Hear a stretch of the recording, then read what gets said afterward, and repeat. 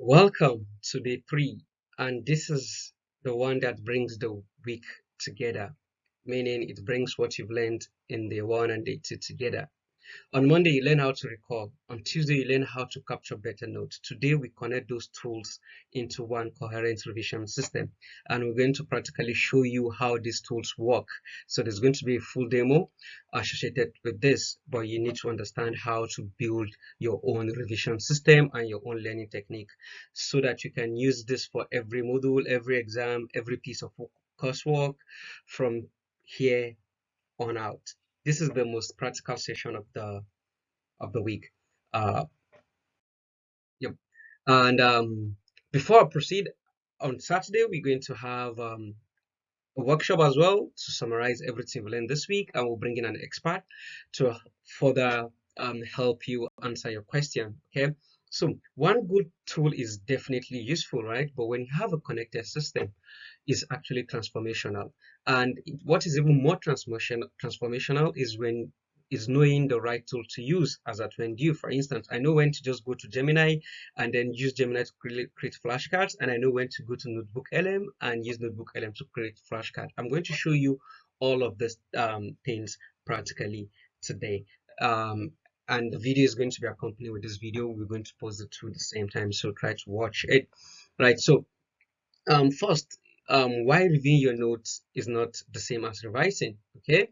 So, which is going to be one of the key takeaways from today's session. And also, we're going to look at your revision loop, maybe ChatGPT or Gemini, plus Anki Deck and Notion working together, or with Google Docs. You have to determine which one to use and how to set up your personal system actually in 10 minutes. So now here's the real problem. Most students review and almost none of them actually revise. So what most of you have been doing is reviewing and not revising. Let me show you the difference. So reviewing is reading your notes, right? It's rereading notes that you've read, you are reading it again. And then you're looking over slides, you are rewatching lectures. This is very, very passive, honestly. You are exposing yourself to information without ever testing whether it's actually moved into long-term memory, because your long-term memory is the most important decision for you when to recall what you've learned. So if you're just reviewing, which sometimes cramming could also fall under reviewing, you're just familiarizing yourself with what you're actually learning or what you've read. And that is why you see most medical students, they have a longer term memory, because they know that what they're reading or what they're studying um, has a kind of relevance in the world, right? So they don't want to make any mistakes, so they constantly revise. And that's why most of the revising technique I learned in school was from medical students. Those guys know how to revise, in as much as some of them they do cram a lot because they have to cram, but at the same time they have revising techniques that works for them. But overall, the goal is for you to record. So now, what is not a default is the best way for you to revise. So now, for you to revise, it simply means you're testing yourself. You're answering questions without looking, spacing out your practice and not just jam packing everything. That's active. Um, the previous one that you were saying reviewing is passive, but this one is active because you are doing it. You are testing your brain, you are cracking your brain to see if you can remember what you've learned. You're trying to see the importance of whatever you've read before, trying to apply it, and whatever. You are forcing your brain to retrieve the information, and that is what builds the pathway that make it retrievable in an exam. Because if you don't create that pathway, then you only familiarize, you'll be like, oh, I've read this thing, but you can't remember, you can't recall. So you need to actively, so ask yourself honestly, when did you last test yourself without looking at your notes? That, and only that, is revision. Now, this is the central concept of the session. Same, individually, these tools are useful, okay? They're very useful.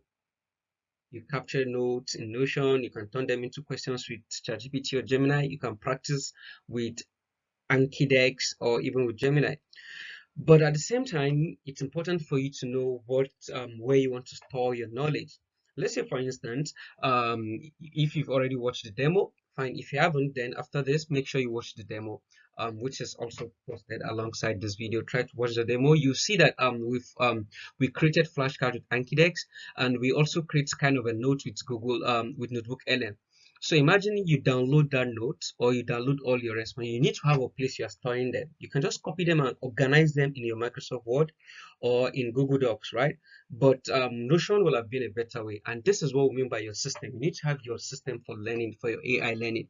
Is it that, okay, I'll go to NotebookLM, upload my sources, gather all my sources, you create your audio summary, you create everything you need to create, you create your flash decks, you create your quiz with the answers, your summary, and everything you need, your mind map, and you download all of it. You need to store it somewhere, you need to organize them.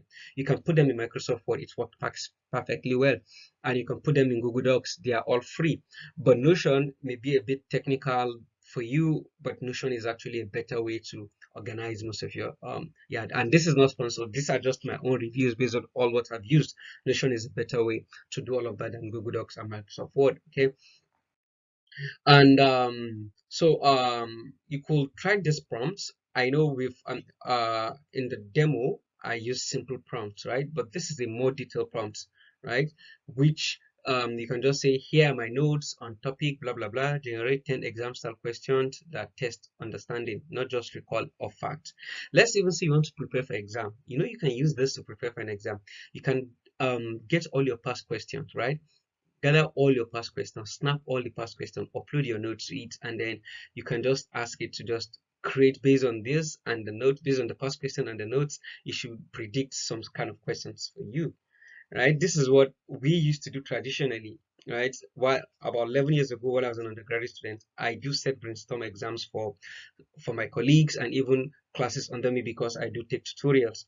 So this takes days and weeks to practice. You have to study the exam question. I have to look into the notes, previous notes, notes of 10, 5 years. So after all of that, then we'll now be able to predict some of the questions. And we set that in form of brainstorm exam. But now you can do it yourself. This is beautiful.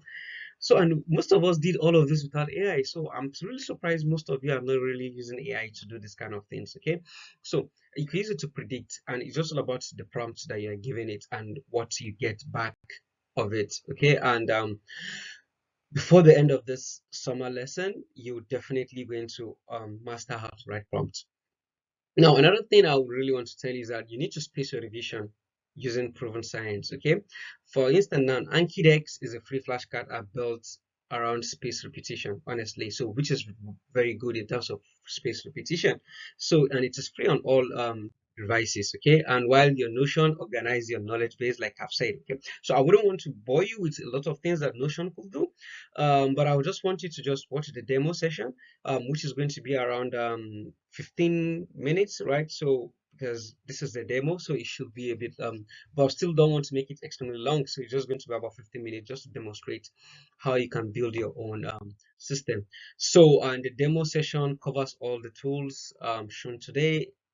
Instead of ChatGPT, we replace that with Gemini, but that can still work with ChatGPT.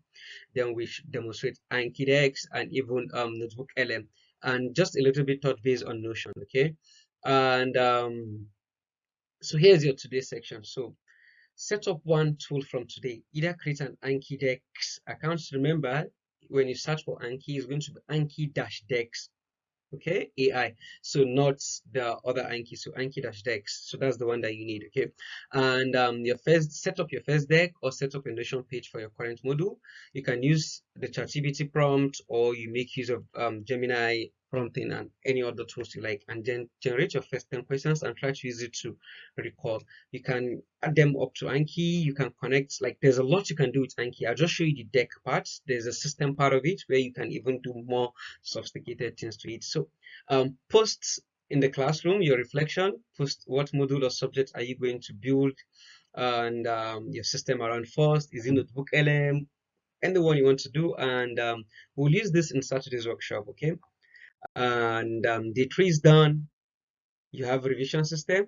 Now let's make sure you have the time to use it. And in our next class, which is tomorrow, we're going to talk about time blocking for students and how you can plan your week without you burning out, which is really important. And see you in the next one, guys. That's less than 10 minutes. Awesome.